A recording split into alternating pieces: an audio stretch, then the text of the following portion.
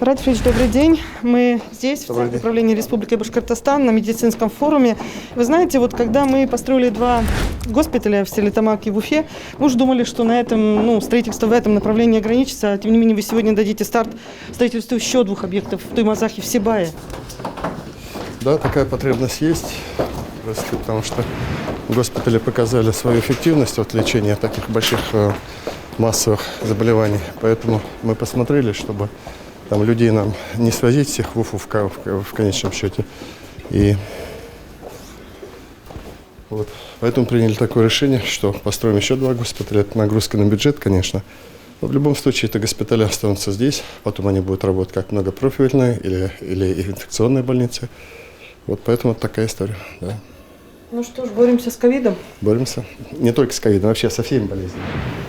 Это точно. Присоединился глава республики Радий Фаридович Хабиров. Уважаемый Радий Фаридович, мы уже обсуждаем клинические аспекты.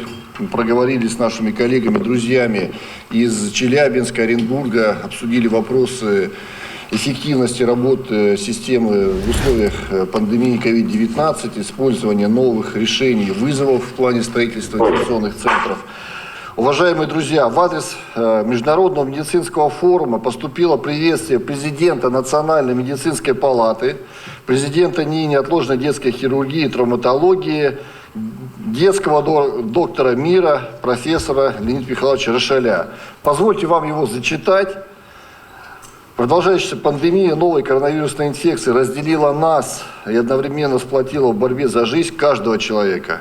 Наши студенты и ординаторы быстро повзрослели и профессионально сформировались в красных зонах. У нас сейчас самая подготовленная и опытная смена персонала. Необходимо продолжить строить больницы, поликлиники, подводить коммуникации, обновлять оборудование, обеспечивая высокий уровень качества, культуры и комфорта оказания медицинской помощи.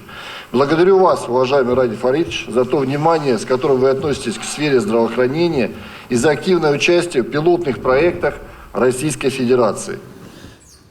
Слово имеет глава Республики Башкортостан Радий Фаридович Хабиров. Добрый день, уважаемые коллеги. Я прошу прощения, немножко задержался. Я, во-первых, приветствую, конечно, Дмитрия Анатольевича Кубезова. Он приехал к нам на нашу конференцию. Мы предварительно с ним встречались, обсудили те задачи. Очень приятно, что в Государственной Думе представляет интересы медицинского сообщества и в целом здравоохранения человек, который всю жизнь посвятил здравоохранению. Он так же, как и вы, уважаемые главные врачи наших ковидных госпиталей, он также там и работал, сам понимает, что это такое. Поэтому, Дмитрий Анатольевич, огромное спасибо. Я буду считать, что это начало большой дружбы между вашим комитетом, между нашей республикой. Наша главная задача, которую мы себе ставим, что несмотря на тяжелые обстоятельства, несмотря на очень сложную борьбу, мы хотим выйти из пандемии все-таки с гораздо более укрепленным системой здравоохранения. Именно поэтому мы, конечно, сегодня очень признательны нашему президенту, признательны правительству, потому что, безусловно, увеличилось финансирование на здравоохранение, которое мы направляем на техническую модернизацию. Очень здорово, что процессы технической модернизации совпали с началом большой долгожданной программы модернизации первичного медицинского звена. И мы сейчас активно, вы знаете, и проектируем, и строим несколько поликлиник, поэтому, я думаю, в этой связи мы тоже наведем порядок. Этому огромное спасибо. Сегодня же мы приняли такое решение, действительно, перед Новым годом, перед завершением, вернее, в момент завершения очередной волны. Я, откровенно говоря, сбился, какая-то волна, 4-я, 5-я, 10-я, я уж не знаю. Пусть это будет очередная волна, она действительно пошла на спад, но расслабляться нам ни в коем случае нельзя. Вы знаете, что в республике мы провакцинировали на данный момент 2 миллиона 70 тысяч человек. Для нас цифра, которую мы должны вакцинировать, 2 миллиона 450, то есть где-то порядка нам еще вакцинировать 400 тысяч человек, убедить этих людей, чтобы вакцинировались. В этом случае при достижении этих результатов мы достигаем коллективного иммунитета. Это первоочередная задача, которую мы ставим, уважаемые коллеги, и перед врачебным сообществом, и вся система муниципальных образований, правительство занимается этим в первую очередь. Но сегодня, конечно, самое главное, что мы хотели сделать в рамках этой нашей встречи, конечно, мы хотели сказать огромное спасибо и поблагодарить наших всех врачей, всех работников системы здравоохранения, всех руководителей, начиная от руководителя и завершая нашей нянечкой, медсестрой, палатной сестрой. Поэтому огромное-огромное спасибо, потому что мне так понравились слова сейчас Леонида Михайловича Рошаля, что действительно, я еще задумался, о чем он говорит, глаза, а действительно, когда идешь, находишься в красной зоне, там же пациенты видят ваши глаза только глаза ваши, даже фамилия непонятна иногда. И эти глаза ваши являются на самом деле единственным, наверное, островком, таким лучиком надежды для людей, которые очень тяжело болеют. Мы много людей потеряли из-за этой болезни, поэтому вам огромное спасибо. Я хотел сказать с большой печалью, с огромным сожалением, что если говорить о потерях нашей системы здравоохранения, 36 работников системы здравоохранения мы потеряли. То есть 36 врачей, медсестер, фельдшеров у нас погибли на боевом посту. Они погибли как раз выполняя свой важнейший долг, спасать жизни людей. И мы, конечно, перед ними будем всегда в неоплатном долгу. Мы вообще перед врачами будем, я думаю, что долгие годы в неоплатном долгу. Поэтому поберегите, пожалуйста, себя, поберегите ваши семьи, здоровья вам, благополучия. И еще раз говорю, что, понимаете, огромная признательность, благодарность не только от чиновников, да, тысячи людей, сотни тысяч людей вас благодарят за вашу работу. Ну, а с нашей стороны, вот мы это мероприятие тоже проводим, с нашей стороны наша задача какая? Мобилизовать ресурсы, изыскивать ресурсы. И подчеркиваю, главная задача, которая поставлена перед правительством нашей республики, из коронавируса, из пандемии выйти более сильными, более модернизированными, более опытными, компетентными и более готовыми оказывать помощь нашим людям. Спасибо за внимание. Спасибо большое, уважаемый Владимир Фаридович. Ваша поддержка, она действительно видна, и те слова, которые вы сказали, очень важны для каждого работника здравоохранения. Сейчас дальше по регламенту у нас подключение нашего друга Романа Барака с вопросами о клинической практике Израиля по лечению новой коронавирусной инфекции. Это в первую очередь обмен знаниями между врачами различных стран. То есть, убирая барьеры, убирая границы, мы должны взаимодействовать только на благо человечества. Роман Борисович, приветствуем вас. Добрый день, дорогая Башкирия. Добрый день, Радий Фаридович.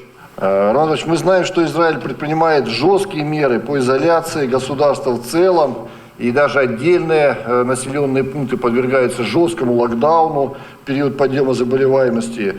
Израиль один из первых, кто достиг коллективного иммунитета, внедряет новые методы лечения. И хотелось услышать ваше мнение, как это эффективно, как это работает. Мы боремся вместе со всем миром с коронавирусом, я думаю, так же, как и каждая страна, в том числе и ваша республика. И вижу, вот сегодня с самого утра присутствую на всех докладах, и считаю, что если бы весь мир строил бы как Башкирия, то давным-давно бы уже коронавирус был бы побежден. Но вот на сегодняшний день на опыте Израиля хочу сказать, что мы, конечно, не строили отдельные клиники. В Израиле этот опыт был таким, что в каждой больнице, их всего 18 государственных учреждений на 10 миллионов населения, было выделено 2 отделения: приемный покой для коронавируса и реанимационное отделение для коронавируса. Надеюсь, что, в принципе, весь мир уже понимает с опыта Израиля, следуя за нашим опытом, что, конечно, вакцинироваться нужно, это как задача номер 1. И все остальное, то, что необходимо делать, строить перспективную реанимацию, потому что мы работаем на снижение смертности. За 2 года мы поняли, что вся борьба с коронавирусом — это борьба за качество реанимации. И снижая смертность, мы понимаем, что это основная цель в нашей работе. Но по-прежнему мы должны жить и готовить себя на самые разные развития, и не делать прогнозы наперед, а создавать то, что делаете, кстати, и вы, создавать места, создавать полноценные реанимационные места. Это в первую очередь человеческий ресурс. Поэтому очень надеюсь, с открытием границ мы возобновим наш контакт в сотрудничестве. И с благословения Ради Фаридовича вы, Максим Васильевич, отправите к нам коллег тоже на ознакомление, на обмен опытом в дополнение той первой делегации, которая приехала. И мы имели огромное удовольствие принимать их в гостях, видеть здесь ваших коллег. Надеюсь, так же будет дальше. Роман Борисович, спасибо большое. Обязательно продолжим наше общение медицинское, общение профессиональное. Уважаемые друзья, сейчас с нами, как и всегда, наш коллега, главный врач городской клинической больницы номер 15 имени Филатова, Департамента здравоохранения города Москвы Валерий Иванович Вечерко. Не только коллеги из Челябинска, Оренбурга посещают ведущие стационары Москвы, но и наши коллеги неоднократно были. Ряд нововведений, организационных методик уже мы внедрили. Валерий Иванович, добрый день. Ваша больница несколько раз перепрофилировалась в течение пандемии. Хотелось бы узнать ваш опыт, как удалось сохранить скорость и стабильность работы большого многопрофильного стационара в Российской Федерации в таких непростых условиях. Добрый день, Ради Фаридович, Максим Васильевич, уважаемые коллеги. Представляем наш опыт работы многопрофильного стационара в условиях неоднократной смены профильности учреждения. Переход в ковид приводит к сокращению объемов ВМП и перераспределению потоков пациентов. При возвращении к нормальной работе возникают трудности возобновления плановой госпитализации и, конечно же, внебюджетной деятельности. Мы реструктурировали наши объемы и все виды медицинской помощи в пандемии и смогли сгладить многие негативные моменты. Мы считаем, что крупные инфекционные больницы должны быть в каждом субъекте Российской Федерации. Важную роль в условиях пандемии неизбежно играют многопрофильные стационары.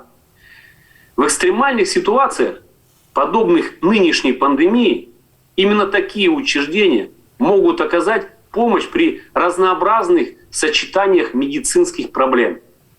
Слаженное взаимодействие со всеми структурами Департамента здравоохранения региона помогает наладить работу на максимально высоком уровне. Благодарю за внимание. Уважаемый Валерий Иванович, спасибо большое еще раз за ваш доклад и действительно за ту возможность, которую вы всегда предоставляете в виде наших консилиумов, обмена опытов. Надеюсь, что наша тесная связь только укрепится и будет продолжаться дальше и вне ковидные наши времена. Уважаемые друзья, к нам подключился тоже наш друг, коллега, человек, который, так же, как и Валерий Иванович, один из первых принял на себя удар ковид. Это Денис Николаевич Проценко, главный врач городской клинической больницы номер 40. Денис Николаевич, добрый день. Как вы считаете, какие перспективы все-таки у ковид-госпиталей и какие трудности нас ожидают как на пике, так и после пандемии? Добрый день, уважаемые коллеги. Максим Васильевич, спасибо за приглашение. Для меня большая честь выступать на такой ответственной площадке. Действительно, мы за эти 2 года научились не только быстро строить госпитали, хотя, безусловно, это очень важный навык. Наверное, за эти 2 года мы все научились самому главному смотреть на шаг вперед. И с учетом того, что пандемия имеет свой конец, она не бесконечна, тот вопрос, который мы задаем себе, а что же делать со всей той красотой, которую построили в Башкирии, строят соседи, в большинстве зарубежных стран.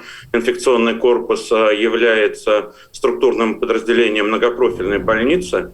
И я думаю, во многом это ответ на тот вопрос, который мы задаем себе. Что же будет с этими многопрофильными госпиталями? Я думаю, что они вольются и усилят стационарную базу регионов. И коль уж мы научились очень быстро перепрофилизировать многопрофильные госпиталя в инфекционные, я думаю, в условиях ухода пандемии, стабилизации ситуации, видимо, это будет одним из очевидных решений. И те типовые архитектурные решения, которые реализованы у вас в регионе, мне кажется, позволяют один луч оставить инфекционным, остальные лучи перепрофилизировать в многопрофильные. Отдельный вопрос, конечно, но там же мельцеровские боксы. Но ведь это прекрасно, если пациент находится один в палате, даже в неинфекционной ситуации. И это опять возвращение то, о чем мы говорим уже несколько лет, о пациентоориентированности, о пациентоцентрированности. Но, наверное, гораздо важнее обсудить, что дальше, обсудить вопрос кадровый. Потому что если за 74 дня подготовить, построить госпиталь в условиях финансирования и самоотдачи команды, которая это делает с круглосуточной работой и строителей, и медицинских техников, и так называемого бэк-офиса, потому что в этих условиях провести еще грамотные, безопасные закупки, получить лицензию, это тоже тот труд, который мы с вами знаем, который остается невидимым не для пациентов, не для большинства сообщества, но это титаническая работа, то, видимо, все-таки надо признаться себе, что за 74 дня подготовить опытного анестезиолога, реаниматолога, пульмонолога, хирурга, онколога нам явно не удастся. И то, о чем мы сегодня должны задуматься, обсуждая будущее госпиталей, безусловно, это об тех, как модно говорить, обучающих треках, которые выстраиваются для наших специалистов. Только при такой комплексном подходе кадры, техника и наше видение вперед позволит новым госпиталям в будущем работать эффективно. Коллег, хотел бы все-таки поздравить с наступающим Новым годом и пожелать всем следующий год закончить без ковида. Спасибо большое. Денис Николаевич, спасибо большое за поздравления. Наше приглашение в Республику Башкортостан всегда в силе. Мы ждем вас, ждем воочию, чтобы вы тоже посетили, пообщались. Есть что обсудить. Сегодня мы также совершаем еще один уверенный шаг в развитии республиканского здравоохранения. Это запуск строительства новых медицинских инфекционных госпиталей в городах Туймазы и Сибай. С нами на связи город Туймазы. Добрый день. Туймазы на связи, добрый день. Уважаемый Ради Фаридович, уважаемые участники конференции, сегодня у нас запускается строительство нового ковидного госпиталя, который очень значим не только для жителей Туймазинского района, но и для наших соседей, жителей, проживающих рядом с нашим муниципалитетом. Новый госпиталь очень будет востребован и в дальнейшем как современная многопрофильная больница. Сегодня наши врачи делают все, работают в хороших условиях, но открытие нового госпиталя решит очень много вопросов. Сегодня на торжественном мероприятии вместе с жителями принимают участие наши медицинские работники. Передаю слово главному врачу Центральной районной больницы Гизатуллину Забиру Салимовичу. Уважаемый Ради Фаридович, уважаемые участники форума, с апреля 2020 года для борьбы с новой коронавирусной инфекцией мы организовали ковидный госпиталь в приспособленном трехэтажном хирургическом корпусе Туймазинской центральной районной больницы. При большой поддержке руководства Республики Башкортостан наш ковидный госпиталь полностью оснащен современным лечебным диагностическим оборудованием. Мы научились эффективно лечить коронавирус в приспособленных помещениях. Но с нетерпением сегодня мы ждем строительства нового инфекционного госпиталя. Спасибо вам. Уважаемый Ради Фаридович, вы готовы полностью к строительству нового госпиталя? С нами был на связи город Туймазы. Далее переходим к Сибаю. Добрый день, Рустем Ахмед Каримович. Вы на связи? Хайырлы күн, хөрмәтле Ради Фарид улы. Хайырлы безнең Бөтен Россия форумы катнашучылар, медицина форумы катнашучылар. Добрый день, уважаемый Ради Фаридович, уважаемые участники Всероссийского медицинского форума. Сегодня в Сибае знаменательное событие. Мы вписываем в историю Сибая новую страницу. Начало, старт строительства инфекционного госпиталя. Позвольте от лица горожан, от всех зауральцев поблагодарить вас, уважаемый Ради Фаридович, за принятое решение о строительстве столь важного медицинского учреждения, за ваше внимание и заботу о здоровье жителей республики. Мы надеемся, что госпиталь станет перспективной площадкой для Зауральского многофункционального центра здравоохранения, который позволит объединить крупные медицинские учреждения и поставить на новый качественный уровень систему здравоохранения в целом в округе. Сегодня здесь с нами собрались сибайцы, жители. Рядом со мной наши работники здравоохранения, врачи. Здесь же и строители, жители города Сибай. И со мной рядом находится наш уважаемый ветеран, почетный гражданин города Сибай, Идрисов Рашид Хайдарович. Позвольте предоставить ему слово. Добрый день, уважаемые участники видеоконференции. Мне 77 лет. Я переболел коронавирусом. Я хочу сегодня сказать большое спасибо врачам, всем медицинским работникам, которые меня поставили на ноги. Желаю успехов строителям, всем благополучия и здоровья. Уважаемый Ради Фаритович, Сибай готов к началу строительных работ. Уважаемый Ради Фаритович, Спасибо. Туймазы и Сибай готовы? Прошу вас дать старт началу строительства новых инфекционных центров. Уважаемые коллеги, старт разрешаю.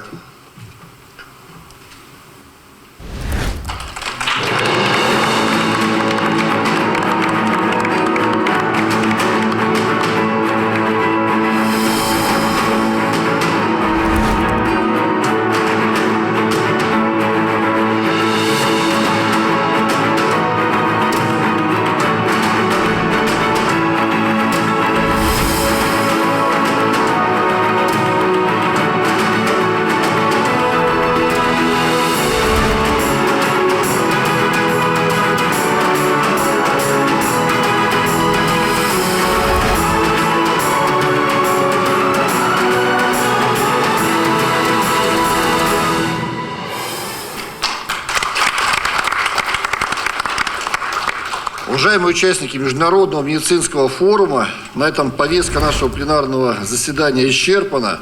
Позвольте еще раз поблагодарить всех наших уважаемых спикеров, еще раз выразить свое уважение, взаимную признательность и готовность к дальнейшему сотрудничеству на благо наших пациентов. От имени руководителей медицинских организаций и министерства также хочу обратиться с благодарностью еще раз, Владимир Владимирович, к вам, правительству Республики Башкортостан, а также лично к Андрею Геннадьевичу, ко всем коллегам, это наши строители, экономисты, финансисты, за то, что было сделано уже за эти 2 неполных года, за то, что предстоит сделать, и, конечно же, за начало строительства новых инфекционных госпиталей. Спасибо большое. Спасибо. Удачи.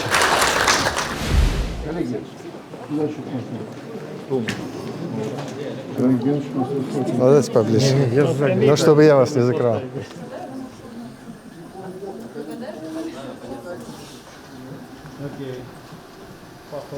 Так, прошу внимания. Еще раз. Ради Фаритович, трогательно так было, когда сибайцы и тумазинцы говорили от сердца, от души, сбиваясь, но настолько искренне, прям до слез. Потому что, это же очень хорошее подспорье для здравоохранения этих территорий. И не только, ведь мы же строим очень важно, не только для Сибая и для Туймазов. Они являются кустовыми. Соответственно, те муниципалитеты, которые рядом находятся, соответственно, люди будут поступать туда. А там, подчеркиваю, гораздо более комфортные условия. Там тоже сформируются компетентные группы врачей, персонала. Там тоже мы, скажем так, завалены их лекарствами, появятся опыты. Поэтому я думаю, что хорошее дело. Дай Бог нам достроить все это. Вот. Поэтому с большой радостью сегодня мы такой... Открыли, да. Но вот в целом по системе здравоохранения, вот, Ради Фаритович, вы никогда не спрашивала, а как вы оцениваете, как работают наши медики вот в этот сложнейший период? Знаете, очень хорошо работают, и они, наверное, только они знают, какие нагрузки они выдерживают, потому что это эмоциональные нагрузки, профессиональные нагрузки, это физические нагрузки. Они только знают. Мы можем только, знаете, их сказать им слова благодарности, уважения. Я вот сегодня же сказал, что мы 36 врачей и медсестер. Это кто погиб? Да, на переднем крае, по сути. Они погибли, и заразились во время работы. Вот мы их считаем нашими героями, поэтому вот это все непросто. Люди гибнут, люди болеют и рискуют здоровьем. Спасибо.